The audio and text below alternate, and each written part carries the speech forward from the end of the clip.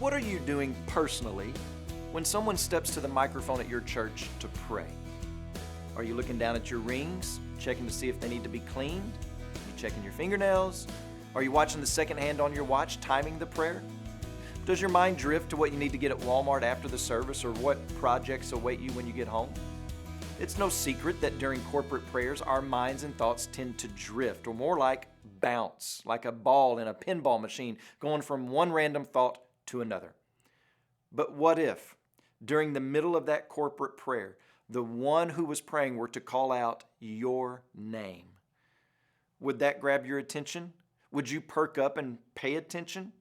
I'm pretty sure that if that were to happen, not one word would pass from the prayer's lips that you would not be scrutinizing.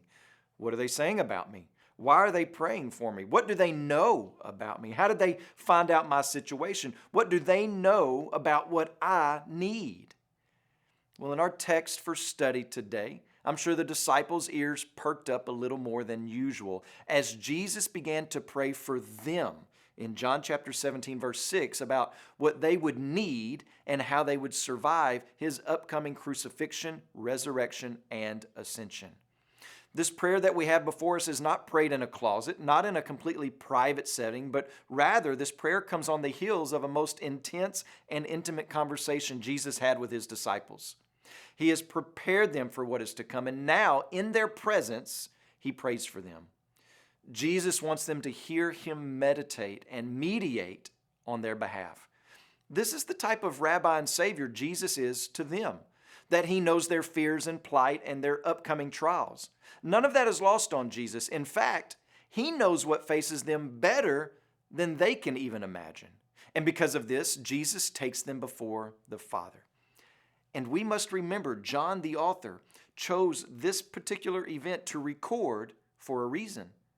And part of the reason is so that his original audience would know that Jesus is the Christ, the Messiah of God, and that they would turn to believe in him. But what is this prayer?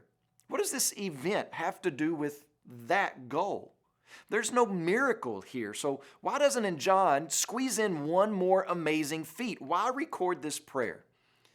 Well, I think the answer, in part at least, is so that John's original readers would see that Jesus is a Savior and Lord who is not aloof. He's not unaware of knowing exactly what you need, even before you know.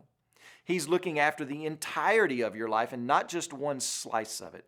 He bears his disciples upon his heart and prays for them in a way that the disciples couldn't even pray for themselves.